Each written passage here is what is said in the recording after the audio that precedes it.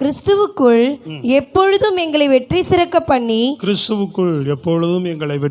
பண்ணி எல்லா இடங்களிலும் எங்களை கொண்டு அவரை அறிகிற அறிவின் வாசனையை வெளிப்படுத்துகிற தேவனுக்கு ஸ்தோத்திரம். அவரை அறிகிற அறிவின் வாசனையை வெளிப்படுத்துகிற தேவனுக்கு ஸ்தோத்திரம். அல்லேலூயா, ஆமென். கிறிஸ்துவுக்குள்ளாக நம்மை எல்லா இடங்களிலும் நம்மை வெற்றி சிறக்க பண்ணுகிறார். ஸ்தோத்திரம். அல்லேலூயா. நல்ல கரங்களை வைத்து சத்தமா சொல்லலாம். இந்த ஆண்டு முழுவதும் தேவன் நம்மை வெற்றி சிறக்க பண்ணினார். ஆமென். அல்லேலூயா. வெற்றியோடு கூட நம்மை நடத்தி வந்தார். எத்தனை பேர் அதை நீங்க உங்க ஆவியில உணர்றீங்க?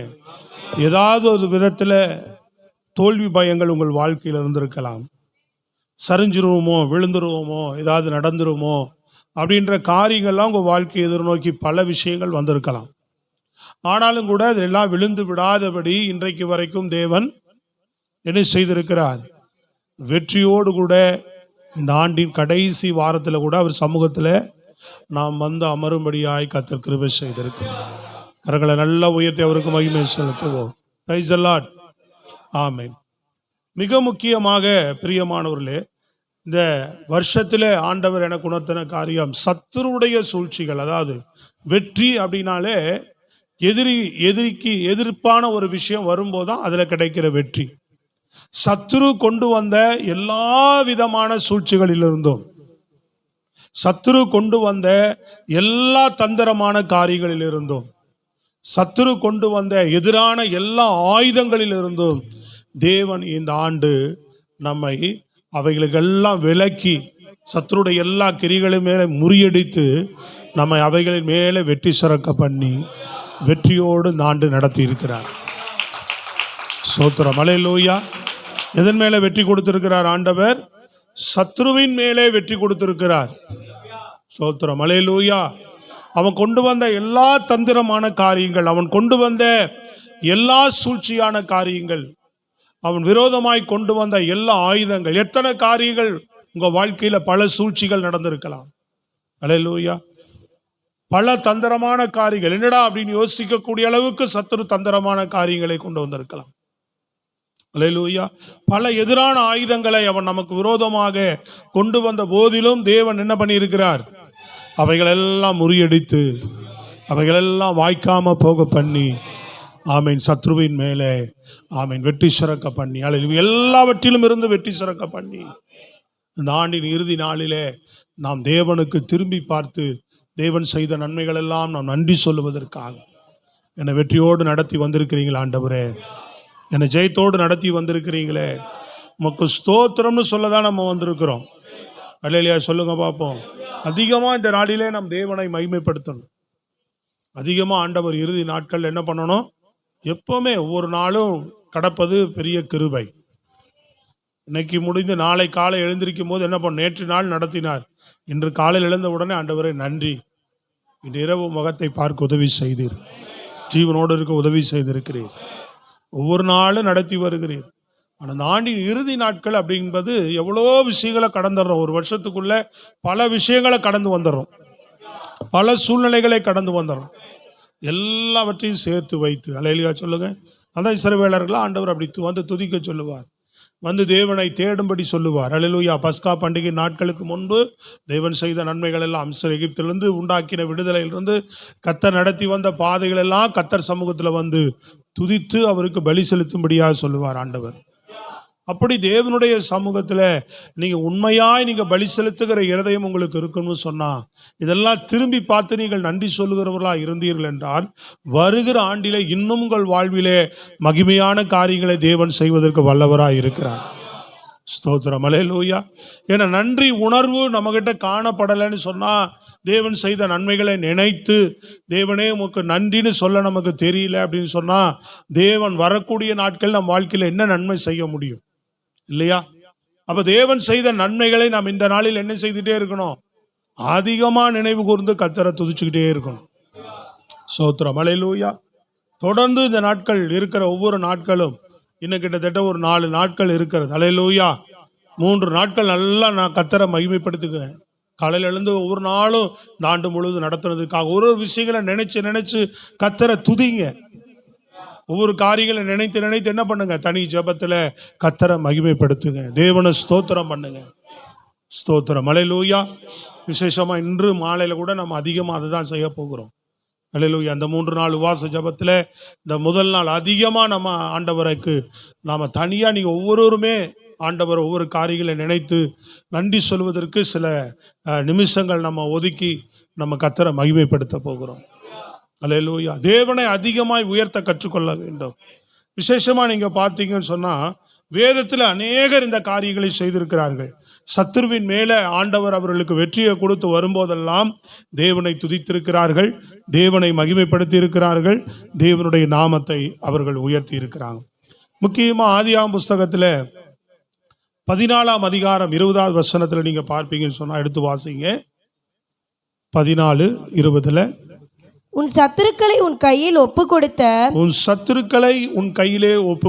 உன்னதமான தேவனுக்கு ஸ்தோத்திரம் என்று சொன்னான். உன்னதமான தேவனுக்கு ஸ்தோத்திரம் என்று சொன்னான். அல்லேலூயா.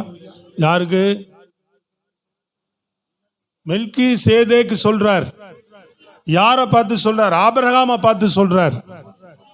என்ன சொன்னாரு? உன் சத்துருக்களை உன் கையில் ஒப்பு கொடுத்த உன்னதமான தேவனுக்கு ஸ்தோத்திர, மகிமை உண்டாவதாக. கரங்களை தட்டி சொல்லுங்கள். அல்லேலூயா. சத்துரு நடத்திலே அவர்கள் வெற்றி பெற்று வந்தவுடனே அவர்கள் என்ன செய்தார்கள்? தேவனை அவர்கள் மகிமைப்படுத்துகிறவர்களாக இருந்தாங்க, தேவனை துதிக்கிறவர்களாக இருந்தாங்க. ஆய் திறந்து சொல்லுங்களேன். சொன்னீங்களா? நீங்க இங்க வந்தோன்னா இப்பதான் ஞாபகம் வருது எனக்கு அப்படின்ற மாதிரி இருக்கிறோமா? இல்லை நமக்குள்ள தேவனுடைய பிள்ளைகள் இந்த நினைப்பூட்டுதலுக்குள்ள, அதான் அந்த சங்கீதத்தில் நம்ம பார்த்த 103 நம்ம ஆத்துமா எப்பொழுதும் கர்த்தரை ஸ்தோத்தரிக்கிறதா இருக்கணும். அவர் செய்கிற உபகாரங்களை மறவாமல் துதிக்கணும். அல்லேலூயா. இது ஏன் நடந்துச்சு அது ஏன் நடந்துச்சுன்றதை விட அதுல நிறைய பேர் ஆளே காலி ஆயிட்டாங்க. உன்னை காப்பாத்தினாரே, உன்னை ஜீவனோடு வச்சிருக்கிறாரே. ஆமென். அல்லேலூயா. கீழே இதை விட மோசமா போகாம ஓரளவுக்கு அதை என்னை தூக்கி நிறுத்தினாரே, நன்றி. அல்லேலூயா. வரக்கூடிய நாட்கள் இன்னும் பெரிய காரியங்களை என் வாழ்க்கையில செய்வார் என்கிற விசுவாசத்தோடு, வெற்றியோடு நடத்துவார் என்கிற விசுவாசத்தோடு நம்ம கடந்து போகணும். ஆமென். அல்லேலூயா. பல காரியங்களை நம்ம அப்படி பார்க்க முடியும். யாத்திராகமம் புஸ்தகம் 15 முதல் வசனத்தையும் 21வது வசனத்தையும் வாசிங்க பார்ப்போம். அப்பொழுது மோசேயும் இஸ்ரவேல் புத்திரரும் கர்த்தரை புகழ்ந்து பாடின பாட்டு கர்த்தரை பாடுவேன். அவர் மகிமையாய் வெற்றி சிறந்தார். அவர் பொறுமையா நிதானமா படிக்கும். அவர் மகிமையாய் வெற்றி சிறந்தார். அல்லேலூயா. தேவன் வெற்றியை தந்ததாங்க சொல்றான். குதிரையும் குதிரை வீரனும் கடலிலே தள்ளினார். எங்கிருந்து? எகிப்திலிருந்து விடுதலையாய் வராங்க. செங்கடல் நடுவிலே அவர்கள் கடந்து போன பின்பு, செங்கடலை கடந்த பின்பு தேவனை மகிமைப்படுத்துகிறத நம்ம பார்க்கிறோம், தேவனை உயர்த்துகிறத பார்க்கிறோம். நிறைய அந்த சங்கீதமே, அந்த யாத்திராகம் 15 முழுதுமே கர்த்தரை மகிமைப்படுத்தி துதித்து உயர்த்துகிற ஒரு பகுதியாக நாம் பார்க்கிறோம். 21 பாருங்க. மீரியாம் அவர்களுக்கு பிரதிவசனமாக கர்த்தரை பாடுங்கள், கர்த்தரை பாடு, அவர் மகிமையாய் வெற்றி சிறந்தார், அவர் வெற்றி சிறந்தார், குதிரையும் குதிரை வீரனையும் கடலிலே தள்ளினார் என்று தேவனை புகழ்ந்து பாடினார்கள். அவர்தான் நம்ம வாழ்க்கையில கூட இருந்து நமக்கு வெற்றியை கொடுத்திருக்கிறார். வெற்றி வந்ததெல்லாம் நம்ம வாழ்க்கையில நம்மால உண்டானதல்ல, தேவன் நமக்கு வெற்றியை சத்ருவின் மேலே கொடுத்திருக்கிறார். அல்லேலூயா. சத்ருவின் மேலே தந்த வெற்றியை நம்ம எப்பவுமே நினைவு கூர்ந்துட்டே இருக்கணும். சிலுவையின் மூலமாக நமக்கு பாதாளத்துக்குரியவர்களாய் இருந்தவர்களை பரலோகத்துக்குரியவர்களாய் தேவன் நம்மை மாற்றினார். சத்ருவின் கையில் இருந்தா நம்மை மீட்டெடுத்திருக்கிறார். முதல் ரட்சிப்பே அதுதான். ரட்சிப்புக்கே நம்ம எப்போ நன்றி சொல்லிட்டே இருக்கணும்.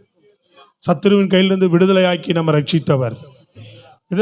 இதெல்லாம் ஒரு நிழலாட்டம் போல, எகிப்து ஜனங்களை சத்ருடைய கையிலிருந்து விடுதலையாக்கி ரட்சித்தது போலதான் நம்மை பாவம் என்கிற சத்ருவின் கையிலிருந்து, உலகம் என்கிற சத்ருவின் கையிலிருந்து, விக்கிரகம் என்கிற சத்ருவின் கையிலிருந்து, பாரம்பரியம் என்கிற சத்ருவின் கையிலிருந்து நம்மை விடுதலையாக்கி தேவன் நம்மை ரட்சித்திருக்கிறார்.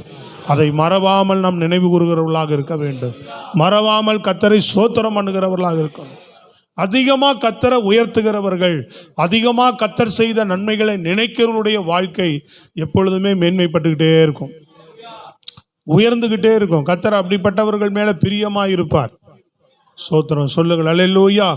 அடுத்து நீங்கள் பார்த்தீங்கன்னு சொன்னால் எஸ்தருடைய காரியங்கள், மொர்தெகாயினுடைய காரியங்களை பார்க்கும்போது ஆமான் என்கிற சத்ருவின் மேலே ஆண்டவர் ஒரு பெரிய ஜெயத்தை கொடுக்கிறார். அவங்கனால இவங்க ஜீவனே அழிந்து போக வேண்டிய நிலைக்கு இருந்தாங்க. நிறைய நேரங்களில் பாருங்க, சத்துரு நம்ம ஜீவனையே எடுக்கும்படியாக சில நேரங்களில் வருகிறான்.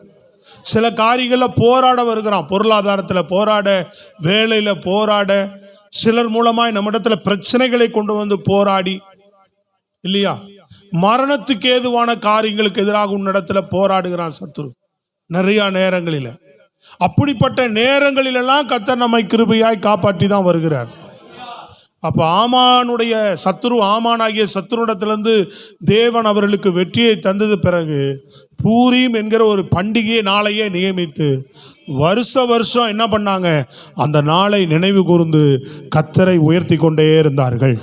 இந்த நாள் சத்துருடைய கையிலிருந்து எங்கள் தேவன் எங்களை விடுதலையாக்கின நாள் என்று சொல்லி தேவனை மகிமை. சும்மா தட்டக்கூடாது. அல்லேலூயா. சில பேர் பார்க்குறதே எனக்கு தெரியும், சும்மா அப்படி எல்லாரும் தட்டுறாங்க, நானும் தட்டுறேன். அல்லேலூயா. இல்லை, உன் வசனமே உனக்குள்ளே போகலை. அல்லேலூயா சொல்லுங்க பார்ப்போம். இதெல்லாம் எதற்கு நாங்கள் சொல்கிறோன்னா நல்லா கவனிக்கணும். வசனம் எங்கே இல்லையோ அங்கே பிசாசு வந்துடுவான். யூதாசினிடத்தில் இருதயத்தில் வசனம் இல்லை, அவன் இருதயத்தில் பிசாசு வந்துட்டான். நல்லா கவனிக்கணும் தேவனுடைய பிள்ளைங்க. அதனால் வசனம் இருதயத்தில் வாங்கி உள்வாங்கி தேவனை மகிமைப்படுத்துகிறவர்களாக இருக்கணும். வசனம் இருதயத்தில் இருந்துக்கிட்டே இருக்கணும். வசனம் யார் தெரியுங்களா? இயேசு. இந்த வார்த்தையெல்லாம் இயேசு. இது கேட்க கேட்க நம்ம இருதயத்துக்குள்ள அவர் நமக்குள்ள இன்னும் வாசம் பண்ணி கொண்டே இருப்பார். அதான் சொன்னார், என் கற்பனைகளை கை கொள்ளுகிற இடத்தில் அன்பு கூர்ந்து என் கற்பனைகளை கை கொள்ளுகிற இடத்திலே நான் வாசம் பண்ணுவேன், நானும் என் பிதாவும் வந்து அவர்களுடைய இதயத்தில் என்ன பண்ணுவோம், வாசம் பண்ணுவோம்னு கர்த்தர் தேவன் சொல்லியிருக்கிறார். இதே தான் ஆண்டவர் சொல்றார். வசனத்தை போட்டேன், பிசாசு வந்து என்ன பண்ணிட்டான், அவங்க இருதயத்தில் இராதபடி எடுத்து போ. நான் வசனத்தை தான் சொல்லிட்டு இருக்கிறேன், சும்மா ஏதோ போற போக்கில் ஒரு வார்த்தையை அடிச்சு விட்டுட்டு போகல. கவனிக்கணும் எல்லாரும். ஸ்தோத்திரம், அல்லேலூயா. வசனத்தை என்ன பண்ணிட்டான், இருதயத்தில் இராதபடி எடுத்து போட்டுட்டானா. புரியுதுங்களா? பிசாசு எடுத்து போடுறான்னு சொல்லப்படுகிறது. அப்போ இருதயத்தில் தேவன் போடுற நம்ம வசனத்தை நாம் வாங்கி கொள்ளணும். அவன் எடுத்து போடுவதற்கு நாம் ஒரு நாளும் அனுமதிக்கிறவர்களாக இருக்கக்கூடாது. சத்துரு எடுத்து போடுவதற்கு என்ன செய்யக்கூடாது, ஒரு நாளும் அனுமதிக்கிறவர்களாக நம்ம காணப்படக்கூடாது. கவனிக்கிறீங்களா? தேவனுடைய பிள்ளைகள் நம்ம தேவனிடத்தில் எப்பொழுது என்ன செய்யணும், ஒரு பயபக்தி உள்ளவர்களாக, வசனத்துக்கு நாம் நடுங்கிறவர்களாக, வசனத்தை நாம் கேட்டு அதன்படி நடக்கிறவர்களாக இருக்க வேண்டும். கைகளை தட்டி ஆண்டவருக்கு நல்ல மகிமை செலுத்துவோம், நல்ல உற்சாகமாய். ஹல்லேலூயா, பிரைஸ் தி லார்ட். சத்தமா சொல்லலாமே, கையை உயர்த்தி. தேவனுக்கு மகிமை உண்டாகட்டும். ஹல்லேலூயா. இப்போ பாருங்க, நல்ல அந்த வசனம் தான் நம்ம வாழ்க்கையை ஊன்று கட்டக்கூடியது, எழுப்பக்கூடியது. பிரைஸ் காட், அல்லேலூயா. தொடர்ந்து நாம் இந்த நாளிலே தாவீதுனுடைய சம்பவத்திலிருந்து நம்ம சில காரியங்களை பார்த்து ஜெபிக்க போகிறோம். தாவீது தான் நிறைய சத்துருடைய போராட்டங்களை சந்தித்தவன். தாவீது நிறைய சத்துருடைய போராட்டங்களை சந்தித்தவன் அதிகமா. ஆனா வசனம் சொல்லப்படுகிறது, தாவீதினுடைய எல்லா சத்துருக்களின் மேல தேவன் ஜெயம் கொடுத்தாராம். தாவீதினுடைய எல்லா சத்துருக்களின் மேல தேவன் ஜெயம் கொடுத்தார். அவனுடைய சத்துருக்களை எல்லாம் ஆண்டவர் அவனுக்கு முன்பாக நிர்மலமாக்கி போட்டார் என்று வசனமே சொல்லப்படுகிறது. ஸ்தோத்திரம், அல்லேலூயா. சவுலின் மேலும் சத்துருக்களின் மேலும் கைக்கும் தப்புவித்த போது பாடின பாடல் அப்படின்னு சங்கீதம் 18 சொல்லப்படுகிறது. சங்கீதம் 18 தாவீது கடைசி நாட்களில் எழுதின ஒரு சங்கீதம். அது கடைசி, அவனுடைய வாழ்நாளில் கடைசியில் எழுதின பாடல். தேவன் சத்துருவின் கையில் எப்படிலாம் இருந்து தன்னை விடுவித்தார், எப்படிலாம் இருந்து தன்னை காத்தார் என்று தேவனை மகிமைப்படுத்துகிறான். ஸ்தோத்திரம், அல்லேலூயா. நிறைய விஷயங்கள் உண்டு.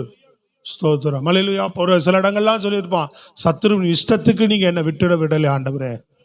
சத்துருடைய நம்மையும் அப்படி ஆண்டவர் விட்டுறலையே இந்த வருஷம். சத்துருடைய இஷ்டத்திற்கு உங்க வாழ்க்கையே தேவன் விட்டிருப்பார்னா என்ன ஆயிருக்கும் பாருங்க, என்ன ஆயிருக்கும்? அவ்வளவுதான வாழ்க்கை முடிஞ்சிருக்குமா? ஸ்தோத்திரம், அல்லேலூயா. சத்துருடைய இஷ்டத்துக்கு நம்ம வாழ்க்கை விட்டு விடாதபடி தேவன் நமக்கு துணை நின்று வெற்றி கொடுத்து நம்மை பாதுகாத்து நடத்தி இருக்கிறார். பிரைஸ் காட், அல்லேலூயா. நல்லா அவருக்கு நாம் மகிமை செலுத்துகிறவர்களா இருக்கணும். தாவீது சொல்லுகிறான் 18ஆம் சங்கீதத்தில் பாருங்க, 16-18 வசனத்தை வாசிங்க பார்ப்போம். உயரத்திலிருந்து அவர் கை நீட்டி என்னை பிடித்து, உயரத்திலிருந்து அவர் என்னை கை நீட்டி பிடித்து ஜல பிரவாகத்தில் இருக்கிற என்னை தூக்கிவிட்டார்.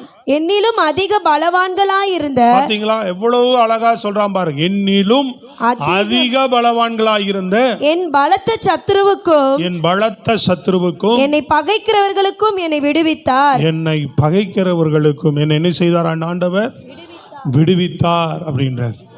ஸ்தோத்திரம், அல்லேலூயா.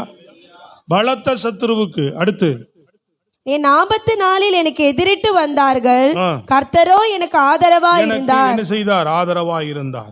உயரத்திலிருந்து கை தூக்கி என்னை பிடித்து ஜலப்பிரவாயத்திலிருந்து என்னை தூக்கி எடுத்து என்னிலும் அதிக பலவான்களாயிருந்த என் சத்துருக்களுக்கு ஆண்டவர் என்ன பண்ணார்? என்னை விடுவித்தார். ஸ்தோத்திரம், அல்லேலூயா. சத்துரு பலமா மோத வருகிறான். அல்லேலூயா. வசனம் சொல்லுது இல்லையா, வெள்ளம் போல சத்துரு வரும்போது ஆவியானவர் கொடி பிடிப்பார். இந்த பல நேரங்களில் உனக்கு எதிராய் வரும்போது, உனக்கு எதிராய் வந்து நிற்கும் போதெல்லாம் தேவன் என்ன பண்ணினார்?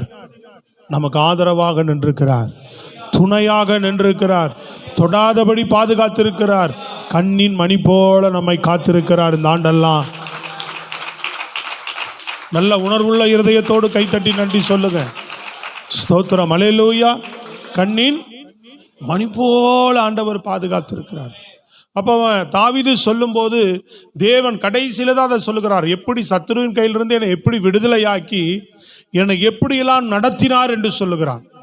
முக்கியம், இந்த ஆண்டு தேவன் சத்துருவின் கையிலிருந்து நம்மை விடுவித்தது மாத்திரமல்ல, நம்ம எப்படியெல்லாம் இந்த ஆண்டு நடத்தி வந்தார். சோத்திரம், சொல்றது புரியுதா உங்களுக்கு? எப்படியெல்லாம் தேவன் நம்மை நடத்தி வந்தார் என்கிறதை அதையும் நாம் நினைக்கிறோம், அதையும் சேர்ந்து அவர் நினைவு கூறுகிறார். சத்துருவின் கையிலிருந்து என்னை மீட்டது மாத்திரமல்ல, என்னை எப்படி அவர் நடத்தினார், என்னை எப்படி அவர் வழி நடத்தி வந்தார் அப்படின்றத சொல்லுகிறார். அல்லேலூயா. நீங்க அதே சங்கீதம் 18 ஒரு 5 காரியங்களை நான் சொல்லி இந்த நாளில் ஜெபிக்க விரும்புகிறேன். சங்கீதம் 18:23 பாருங்க, 28. தேவரீர் என் விளக்கை ஏற்றுவீர், தேவரீர் என் விளக்கை ஏற்றினீர், என் தேவனாகிய கர்த்தர் என் இருளை வெளிச்சமாக்குவார். ஆமென், அல்லேலூயா. இங்க சொல்லும்போது கர்த்தர் என் விளக்கை ஏற்றினீன்றதை விட ஏற்றினார், என் இருளை வெளிச்சமாக்கினார். ஸ்தோத்திரம். கர்த்தர் என்ன செய்தாரா? என் விளக்கை ஏற்றினார் அப்படின்றார், இருளை வெளிச்சமாக்கினாராம். ஸ்தோத்திரம், அல்லேலூயா. சத்துருவின் கையிலிருந்து நம்மை மீட்டு நம்மை வெற்றியோடு நடத்தினது மாத்திரமல்ல, நம்ம வாழ்க்கையில் என்ன பண்ணியிருக்கிறார்? நம்மை விளக்கை ஏற்றினவர் அவர். இன்னைக்கு நம்ம பிரகாசித்து கொண்டு இருக்கிறோம்னு சொன்னா, நம்ம வெளிச்சமா இருக்கிறோம்னு சொன்னா, தொடர்ந்து நம்ம அந்த சுடர் அணையாம இருக்குதுன்னு சொன்னா, அவருடைய இரக்கம், அவருடைய கிருபை, அவருடைய காருண்யம், அவருடைய தயவு, அது புரியுதுங்களா? வசனம் சொல்லுது, நெறிந்த நாணலை முறியாமலும் மங்கி எரிகிற தீயை அணையாமலும் காக்கிறவர். இன்னைக்கு நீ வெளிச்சத்தின் பிள்ளையாக, தேவனுடைய பிள்ளையாக, தேவனுக்கு இன்னும் பிரகாசிக்கிற பிள்ளையாக கொஞ்சமாவது, எப்படி சொல்றது விளங்குதா உங்களுக்கு? தேவனுடைய பிள்ளை எப்படி இருக்கிறோம்? கொஞ்சமாவது நம்ம வெளிச்சம் கொடுத்து உட்கார்ந்து இருக்கிறோமே. நான் சொல்றது விளங்குதா உங்களுக்கு? கொஞ்சமாவது தேவனுடைய பிள்ளையா இன்னைக்கு நம்ம வெளிச்சம் கொடுத்து உட்கார்ந்து இருக்கோம்னா, அது தேவனுடைய பெரிய மாபெரும் தயவு. ஸ்தோத்திரம். அந்த வெளிச்சம் இல்லைன்னு சொன்னா, தேவன் அந்த வெளிச்சம் இன்னைக்கு இல்லைன்னா நம்ம இன்னைக்கு என்ன செய்ய முடியாது? அவர் சமூகத்தில் உட்கார்ந்து இருக்க மாட்டோம். பிசாசு பல வடிவில உன் வாழ்க்கை இருளாக்க, இருட்டுக்குள்ள தள்ள, இருளில தள்ள, பாவத்துல தள்ள, அல்லேலூயா, வியாதியில தள்ள, மரணத்துல தள்ள, பிரச்சனையில தள்ள, குழப்பங்களிலே தள்ள, பல சூழ்ச்சிகளை கொண்டு வந்த போதும் தேவன் இன்றைக்கும் உன்னை வெளிச்சத்தில் உட்கார வைத்திருக்கிறாரே. விளங்குதாமா? பிள்ளைகளுக்கெல்லாம் புரியுதா நான் சொல்றது? இன்னைக்கும் நான் தேவனுடைய பிள்ளையா, அந்த வெளிச்சம் அணையாம என் தேவன் என்னை பாதுகாத்திருக்கிறார். சத்துரு வந்து என்னை அணைக்க விடல, என் வெளிச்சத்தை அணைக்க விடலைங்க. அநேகருடைய வெளிச்சம் அணைஞ்சு போயிடுதுங்க. நீங்க சும்மா நினைக்க கூடாது. சவுலுடைய வெளிச்சம் அணைஞ்சிருச்சு, யூதாசுடைய வெளிச்சம் அணைஞ்சு போச்சு. நான் சொல்றதை கவனிக்கிறீங்களா? அநேகருடைய வெளிச்சங்கள் அணைந்து போய் இருக்கிறது. இன்னைக்கு நம்முடைய வெளிச்சத்தை அணையாதபடி கர்த்தர் பாதுகாத்து கொண்டு வந்திருக்கிறார். அதான் இருளில் இருக்கிற ஜனங்கள் இயேசு வந்த உடனே பெரிய வெளிச்சத்தை கண்டார்களாம். நம்ம வாழ்க்கையில தேவன் மகிமையான வெளிச்சமாக, ஒளியாக, ஆமீன், இன்றைக்கும் நம்ம வாழ்க்கையில் அவர் பிரகாசிக்க பண்ணுகிறவராக, நம்ம வீட்டின் விளக்கை, உங்கள் வாழ்க்கையின் விளக்கை, உங்கள் ஜீவியத்தின் விளக்கு அணையாதபடி அவரே இன்றைக்கு வரைக்கும் பாதுகாக்கிறார். சும்மா கை தூக்கக்கூடாது, சொல்லிகிட்டே இருக்கிறேன். வசனத்தை கொஞ்சம் நல்லா மண்டையில் கேளுங்க. அல்லேலூயா. தேவன் தெளிவாக என்னோடு இடைப்பட்டு பேசுகிற காரியத்தை தான் உங்கள்கிட்ட சொல்லிட்டு இருக்கிறேன். உணர்ந்து கேட்டு கர்த்தரை மகிமைப்படுத்தினா நல்லது. அப்போ அந்த தேவனை நாம் உயர்த்தணும். அந்த தேவனுக்கு நீங்கள் நன்றி சொல்லுகிறவர்களா இருக்கணும். அந்த தேவனை நீங்கள் மகிமைப்படுத்துகிறவர்களா இருக்கணும். அநேகர் பாருங்க, தேவனை துதிக்கிறது இல்லை, தேவ சமூகத்தில் ஜெபிக்கிறது இல்லை, தேவனுக்கு நன்றி சொல்லுகிற உணர்வு இல்லை. எத்தனை பேர் தேவ சமூகத்தில் எழுந்து தினமும் கர்த்தரை மகிமைப்படுத்துறோம், தேவனுக்கு நன்றி சொல்லுகிறோம் இல்லையா? என்ன பண்ணணும்? அணு தினமும் கர்த்தரை நீ மகிமைப்படுத்தணும். உண்ண உணவும் உடுக்க உடையும் இருக்க இடமும் இன்றைக்கு வரைக்கும் உனக்கு கொடுத்து வருகிறாரே அப்படின்னு நம்ம ஒவ்வொரு நாள், அந்த நாளில் அப்படிதான் கர்த்தரை துதிச்சாங்க இல்லையா? வெக்கப்படுத்தாம ஆண்டவர் என்ன பண்றாரு? இன்னைக்கு என்ன பண்ணணும்ன்றாங்க? பெங்களா கொடுத்தாரா, காரு கொடுத்தாரா, அதை கொடுத்தாரா, இதை கொடுத்தாரான்னு கேள்வி கேட்டு கேள்விதான் கேட்டுட்டு இருக்கிறாங்க. தேவனை துதிக்கிற இருதயம் இன்றைக்கு குறைந்து போயிருக்கிறது. நமக்கு ஒரு பெரிய மீட்பை கொடுத்தார், ஜீவனை கொடுத்தார், வாழ்வை கொடுத்தார். ஸ்தோத்திரம், அல்லேலூயா. இந்த உணர்வுள்ள இருதயங்கள் நமக்கு வேண்டும். இன்னைக்கு என்னை வெளிச்சமா வச்சிருக்கிறார், என் விளக்கு அணையாதபடி காத்திருக்கிறார். அல்லேலூயா. அந்த விளக்கு அணைஞ்சிருச்சுன்னா இருள் வந்துருங்க, பிசாசு வந்துருவான், இயேசுவை மறுதளிச்சிருவோம். அல்லேலூயா. ஆமா, என்ன பெருசா போயிடுவோம், இருளின் வாழ்க்கைக்குள்ள போயிடுவோம், பாவத்தை ஈஸியா செஞ்சிருவோம். அல்லேலூயா. பாவ வாழ்க்கைக்குள்ள போயிடுவோம், உலக வாழ்க்கைக்குள்ள போயிடுவோம், பழைய பாரம்பரியங்களுக்குள்ள போயிடுவோம். விளங்குதாங்க? ஆனா இன்றைக்கும் இந்த இயேசுவை நம்ம பிடித்து கொண்டு நிற்கிறோம். இன்றைக்கும் இந்த தேவ பாதத்தில் வந்து, ஏன்னா நிறைய பேர் பாருங்க, அந்த நல்ல இருதயம் இல்லாதனாலதான் தடுமாறிட்டே இருப்பாங்க. ஒரு நேரம் தேடுற மாதிரி ஒரு நேரம் தேடாத காரணம் என்ன தெரியுங்களா? உண்மையாக ஆண்டவருக்கு நன்றி சொல்லி தேடுகிற இருதயம் குறைந்து போச்சு. ஸ்தோத்திரம், அல்லேலூயா. சபைக்கு ஒரு வாரமும், இந்த வாரம் முடிஞ்சா நான் என்ன செய்ய, ஜனவரி எத்தனை வாரம், 52 வாரம் வந்தவங்களுக்கு ஒரு பரிசு கொடுக்கலாமான்னு பார்க்குறேன்.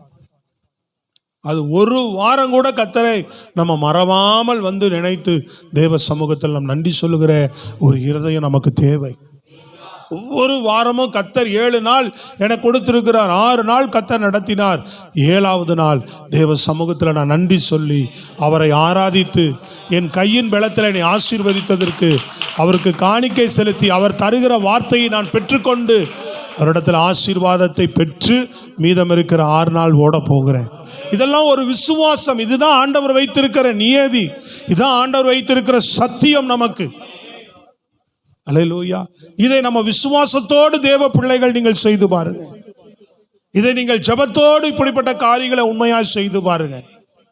சண்டே போகணுமா அப்படின்றத விட 6 நாள் என்னை நடத்தி வந்திருக்கிறார். அல்லேலூயா. 7வது நாள் நான் தேவனை போய் மகிமைப்படுத்தி அவர் சமூகத்தில் பணிந்து அவரை வணங்கி அவர் வசனத்தை கேட்டு அவர் எனக்கு கொடுத்த ஆசீர்வாதத்தில் அவருக்கு நான் காணிக்கை செலுத்தி அவருடைய ஆசீர்வாதத்தை நான் பெற்று தொடர்ந்து ஓடுவதற்கு. இதுதான் கர்த்தர். அதனாலதான் 7வது நாளை அவர் சமூகத்தில் கூடி வரும்படி சொல்லுகிறார். ஒரு நாள் வாங்க என்னுடைய பாதத்துக்கு ஆண்டவர் வைத்ததனுடைய காரணம் அதுதான். அதை நாம் அறிந்து கொள்ளுகிற தெய்வ பிள்ளைகளாக இருந்து கர்த்தரை நாம் உயர்த்துகிறவர்களாக காணப்படணும். இன்னைக்கு உன்னை வெளிச்சத்தோடு வைத்திருக்கிறார். அவன் சொல்றான், என் விளக்கை ஏற்றினீர், என் இருளை வெளிச்சமாக்கினீர். அல்லேலூயா. அடுத்தது 2வது காரியம் சொல்றாரு பாருங்க, என்னை பெலத்தால் இடை கட்டினீர் அப்படின்றார். 32:3 வாசிங்க. 33. என்னை பலத்தால் இடைக்கட்டி என் வழியை செவ்வைப்படுத்துகிறவர் தேவனே.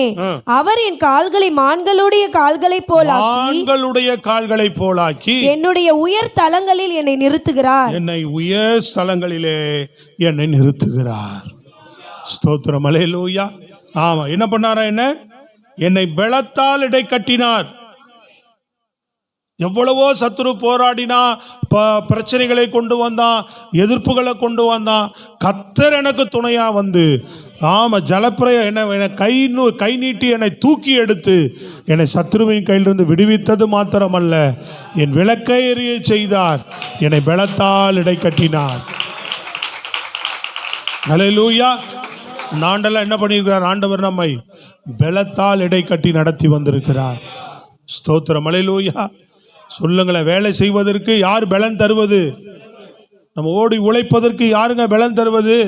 ஒரு நாள் உடம்பு முடியலன்னு நினைச்சு பாருங்க. அப்பதான் அந்த நாளை நினைச்சு பாருங்க. அப்ப எல்லாமே நமக்கு அப்பாப்பா நீங்க இல்லைன்னா அவ்வளவுதான் ஆண்டவரே நினைப்பு தானா வந்துடும். எப்ப வரும்னா நம்ம பலவீனமாய் படுக்கும் போதுதான் உங்களுக்கு தெரியும். உடல் முடியாமையோ, ஒரு ஜுரம் வந்தோ, ஏதாவது சரீரத்தில் ஒரு சின்ன பாதிப்பு வருது, சரீரம் வேலை செய்யாது, பழைய மாதிரி ஆக்டிவா இருந்து ஓட முடியாது, எல்லா வேலையும் ஆக்டிவா செய்ய முடியாது இல்லையா? 2 நாள் 3 நாள் அப்படி சூழ்நிலை மோசமாகுது. இதே நிலை நீடிச்சா என்ன ஆகும் பாருங்க.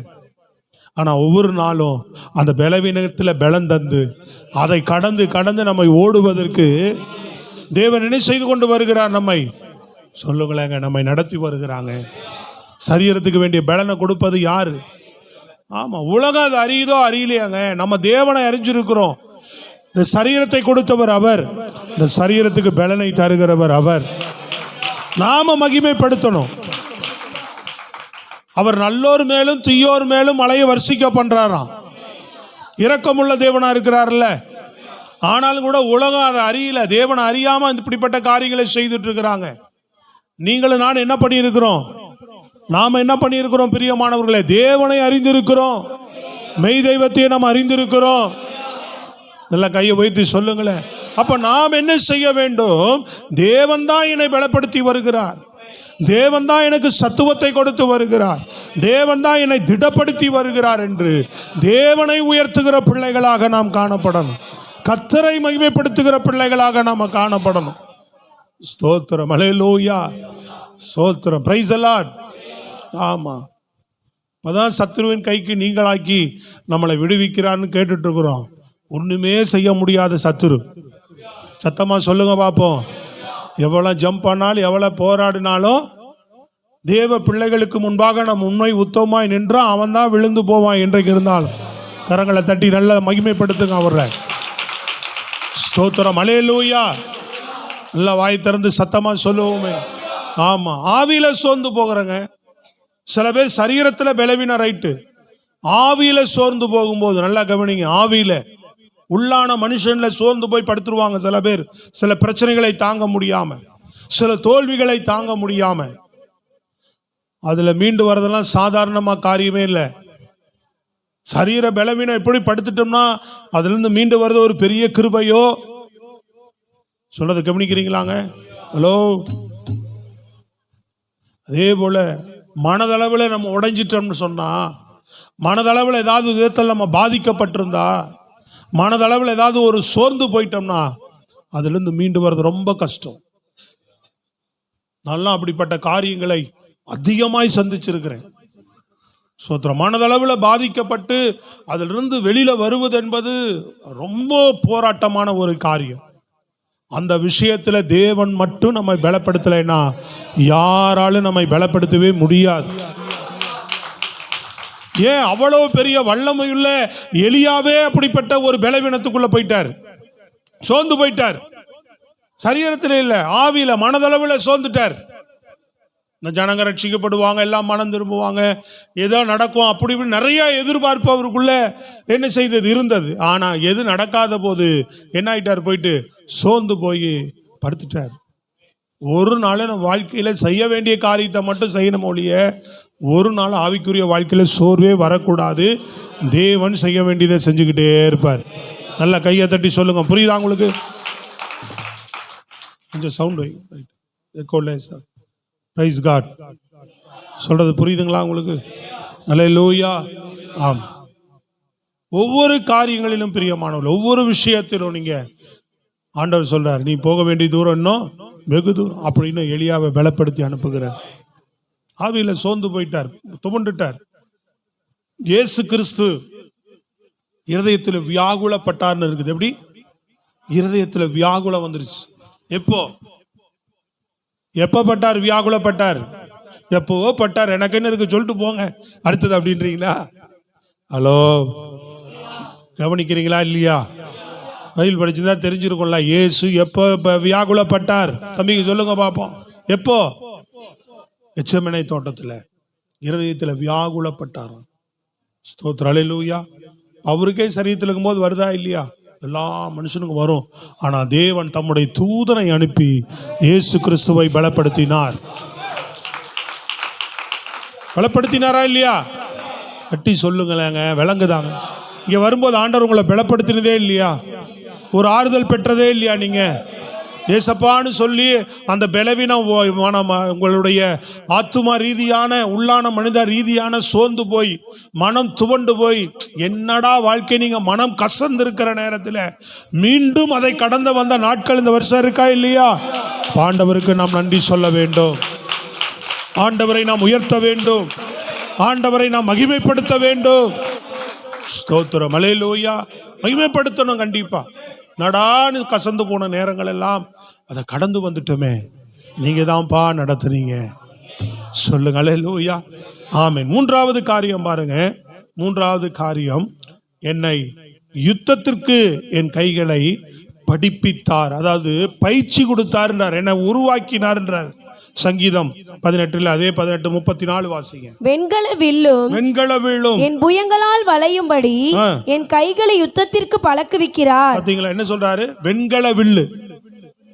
அவர் யுத்தத்துக்கு போறவர்ல, அதனால அதை அடிப்படையா வச்சு சொல்றார். வெண்கல வில்லையே என்ன பண்ணாராம்?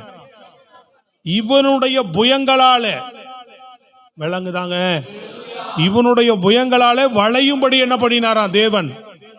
கைகளை அந்த அளவுக்கு எனக்கு யுத்தத்துக்கு படிப்பித்தார், எனக்கு ஒரு பயிற்சி கொடுத்தார் அப்படின்றார். 144 அதான் சொல்லுவார். சங்கீதம் முதல் வசனத்துல, 144 முதல் வசனத்துல, என் கைகளை போருக்கும் என் விரல்களை யுத்தத்திற்கும் படிப்பிக்கிறேன். என் விரல்களை யுத்தத்திற்கும் படிப்பித்த என் கண்மலையாகிய கர்த்தருக்கு ஸ்தோத்திரம். ஸ்தோத்திரம் பண்றார். கர்த்தரை மகிமைப்படுத்துறாரா இல்லையா? ஐயோ, அவன் ஆடு மேய்க்க தெரிந்தவன் தான். அவன் யுத்தத்துக்கு போக தெரியாது. ஆனா ராஜாவானா யுத்தத்துக்கு போகணும்.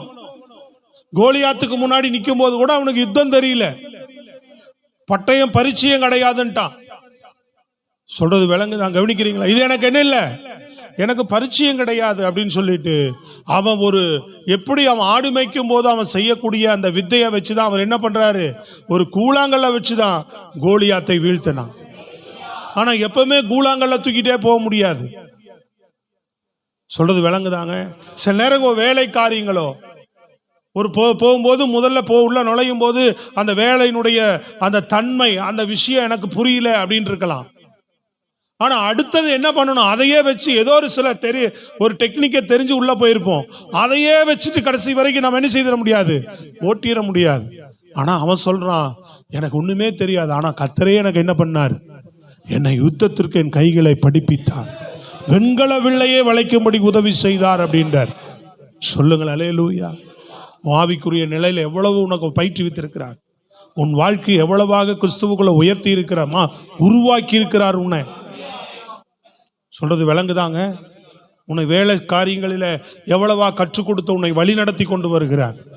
தெரியாத விஷயங்கள் சில பேர்லாம் பாருங்க, எனக்கு இதுக்கு சம்பந்தமே இல்லை, தெரியவே தெரியாது, தூரம், இதுக்கு நானும் தூரம். ஆனா இந்த வேலையை, இந்த காரியங்களை இன்னைக்கு செய்வதற்கு தேவன் என்னை பயிற்சி கொடுத்தார். தேவன் தான் என்னை பலப்படுத்தினார். தேவன் தான் என்னை பயிற்சிவித்து நடத்துகிறார். சொல்றது விளங்குதாங்க. கிறிஸ்துவ வாழ்க்கையில தூரம், நான் ரொம்ப தூரம், ஆண்டவருக்கு எனக்கும் ரொம்ப தூரம்.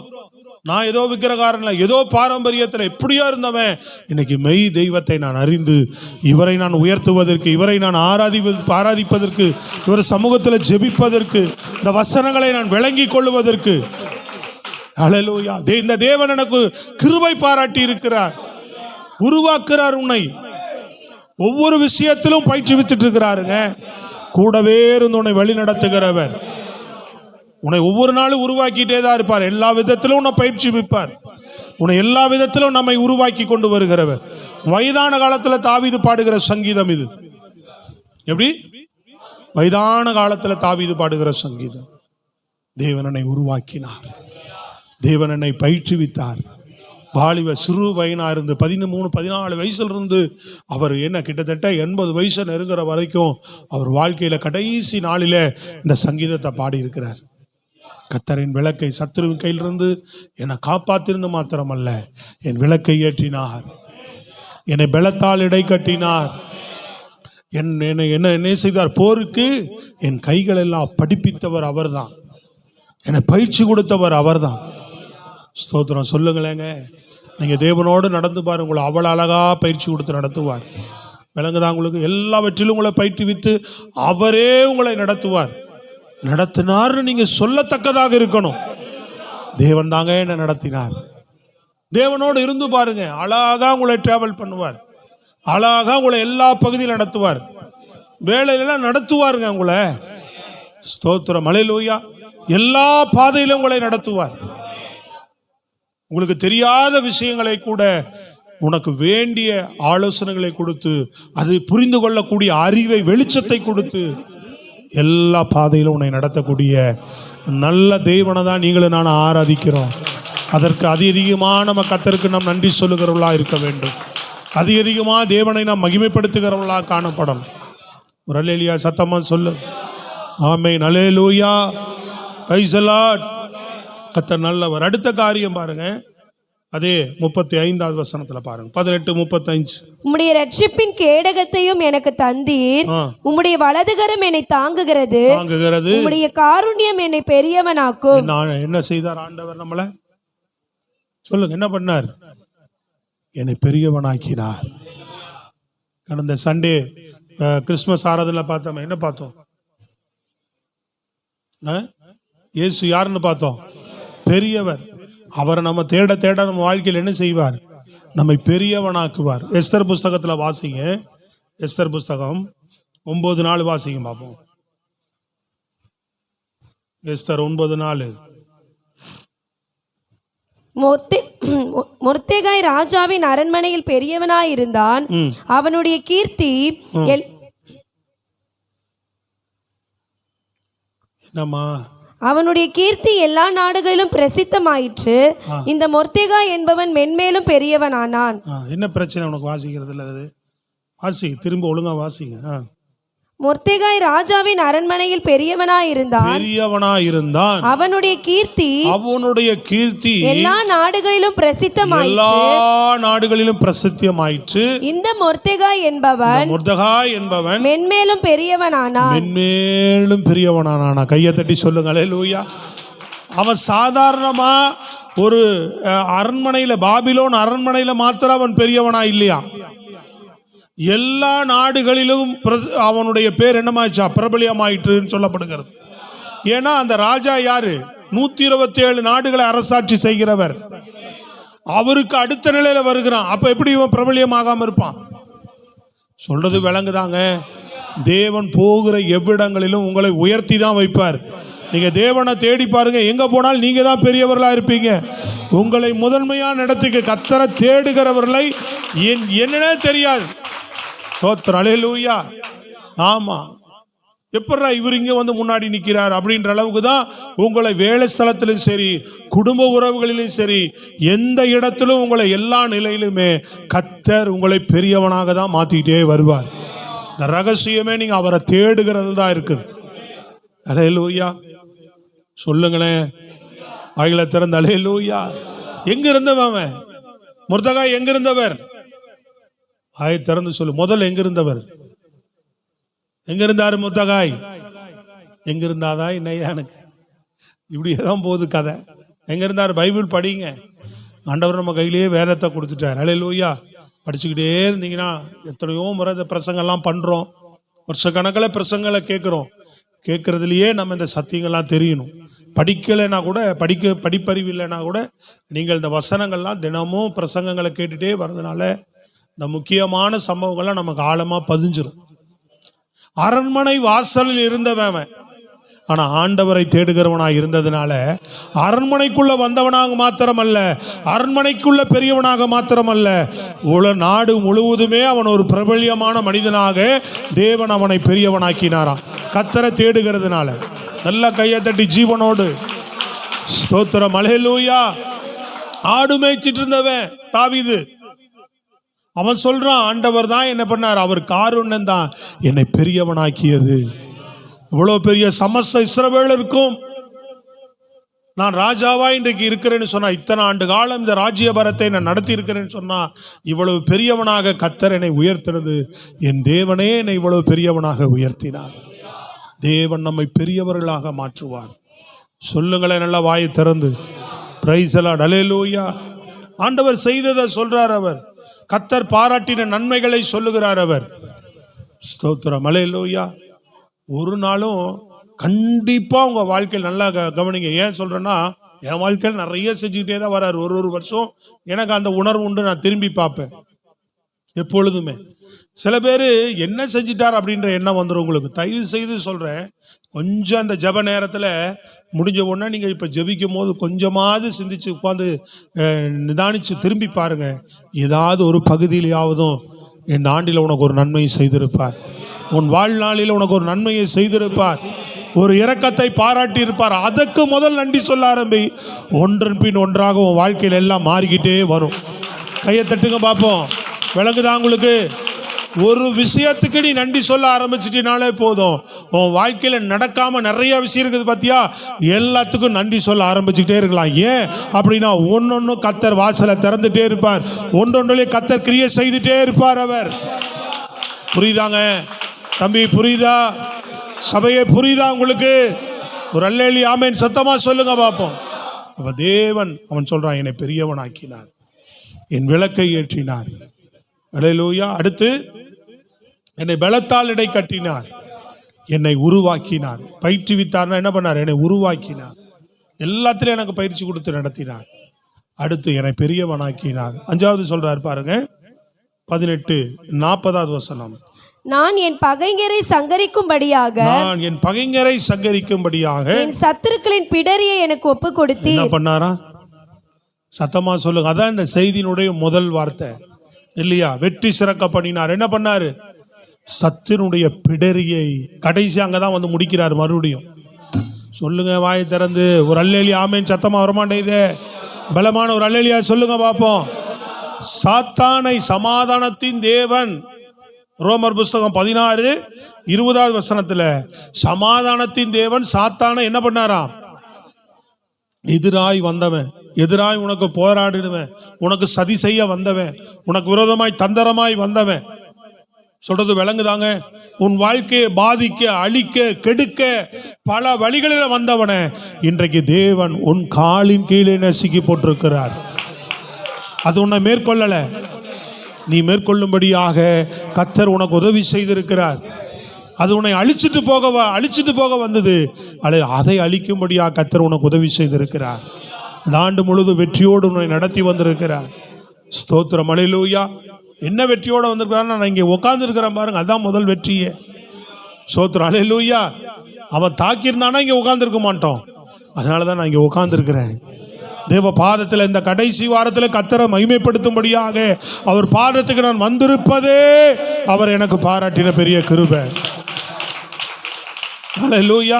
யோசுவா புஸ்தகத்தில் பாருங்க, 14ஆம் அதிகாரத்தில் 10ஆம் அதிகாரம் 24-25 வசனத்தில் ஒரு அற்புதமான வார்த்தை வாசித்து நம்ம கொஞ்ச நேரம் ஆண்டவர் சமூகத்தில் ஜெபிக்க போகிறோம். அவர்கள் யோசுவாவின் இடத்திற்கு கொண்டு வந்த போது யோசுவா இஸ்ரவேல் மனுஷரை எல்லாம் அழைப்பித்து தன்னோட கூட வந்த யுத்த மனுஷரின் அதிபதிகளை நோக்கி, நீங்கள் கிட்ட வந்து உங்கள் கால்களை இந்த ராஜாக்களுடைய கழுத்துகளின் மேல் வையுங்கள் என்றான். அவர்கள் கிட்ட வந்து தங்கள் கால்களை அவர்கள் கழுத்துகளின் மேல் வைத்தார்கள். பிடரியை, அதான் சொல்றாங்க, சத்துருடைய பிடரியை, கழுத்தை ஒப்பு கொடுத்தார். சோத்திரம், அல்லேலூயா. அதான் சாத்தானை சமாதானத்தின் தேவன். சாத்தானை இயேசுதான் அவனை காலின் கீழ் நசுக்கி போட்டார் இல்லையா? அவனை மிதிச்சார். அவனை இன்னைக்கு நம்மளை மிதிச்சுட்டு என்ன பண்றாரு? நீ காலை எடுத்து அது மேல வெயின்றார். யோசுவா வெற்றி பெற்று தன்னுடைய மூப்பர்களை எல்லாம் அழைத்து, தன்னோட யுத்தத்துக்கு வந்த இராணுவ வீரர்களை அழைத்து, அந்த எதிரிகள் எல்லாம் தோற்றுட்டாங்க. அவங்களோட ஃபைனல் முடிய போகுது, கடைசி. அப்போ யோசுவா அவங்கள கொண்டு வந்து அவங்களெல்லாம் முழங்கால் படியிட வைத்து, அவங்க பிடரியின் மேல் கால் வைத்து எல்லாரையும் கூப்பிட்டு சொல்றான், இவங்க பிடரியின் மேல் கால் வைங்க. இப்படியே உங்கள் சத்துருக்களை எல்லாம் உங்கள் தேவனாய கர்த்தர் உங்க கரத்தில் ஒப்பு கொடுப்பாரு. கையை தட்டி சொல்லுங்க, நல்லா உற்சாகமா தான். உற்சாகம் வந்தா தானே பிசாசு ஓடுவான். நீ தட்டுறதை பார்த்தாலே உன்னை தட்டிட்டு போயிடுவான் போலக்குதான். விளங்குதா இல்லையா? அல்லேலூயா. புரியுதாங்க? எதிர்த்து நிற்கணும்னு சொல்லி இருக்கிறார். ஜெயம் உண்டாகும், வெற்றி உண்டாகும் பிசாசின் மேலே. ஆமென். அல்லேலூயா. வெற்றியை கொடுத்திருக்கிறார் ஆண்டவர். இப்படி வெற்றியை தருவார். அவனை நம்ம பாதத்தின் கீழே மிதிச்சு போடுவார். உனக்கு எதிராய் வருகிற சத்துருடைய சூழ்ச்சி, அவனுடைய தந்திரம், அவனுடைய ஆயுதம், விரோதமாக கொண்டு வர அத்தனை காரியங்களையும் அல்லேலூயா உன்னை ஒடுக்கும்படியோ, பாவத்தில் தள்ளும்படியோ, உன்னை தரித்திரமாக்கும்படியோ, வியாதி பலவீனப்படுத்தும்படியோ, சோர்வுபடுத்தும்படியோ, மந்தப்படுத்தும்படியோ, உன் வாழ்க்கையில எந்த காரியங்கள் வந்தாலும் பயப்படாத. உன் பாதத்துக்கு கீழே தான் கொண்டு வருவார். தொடர்ந்து வெற்றியோடு தான் நடத்துவார், ஜெயத்தோடு தான் நடத்துவார். அவரை மகிமைப்படுத்து, அவரை உயர்த்து, அவரை ஸ்தோத்திரம் பண்ணு. இந்த ஆண்டு செய்திருக்கிறார். தொடர்ந்து வருகிற ஆண்டு உன் வாழ்க்கையின் வெற்றியின் ஆண்டாக மாறும், ஒரு ஜெயத்தின் ஆண்டாக மாறும். அதனாலதான் பவுல் சொல்லும்போது சொல்லுகிறார், நமக்கு ஜெயம் கொடுக்கிற கர்த்தராகிய இயேசு கிறிஸ்துவின் மூலமாக நமக்கு ஜெயம் கொடுக்கிற தேவனுக்கு ஸ்தோத்திரம் அப்படின்னு முடிக்கிறார். அல்லேலூயா சொல்லுங்க. ஜெயம் கொடுக்கிற தேவனுக்கு ஸ்தோத்திரம். அப்ப தேவனை மகிமைப்படுத்துங்க. ஜெயம் கொடுத்தார், இது வரைக்கும் கொடுத்தாரா? எழுந்து நல்ல மனதார கொஞ்ச நேரம் நீங்க ஒரு நிமிடம் உங்களை நிதானித்து ஆவியில நாம் நன்றி சொல்ல போகிறோம். அல்லேலூயா. எல்லாரும் எழுந்து நிற்போம். அல்லேலூயா.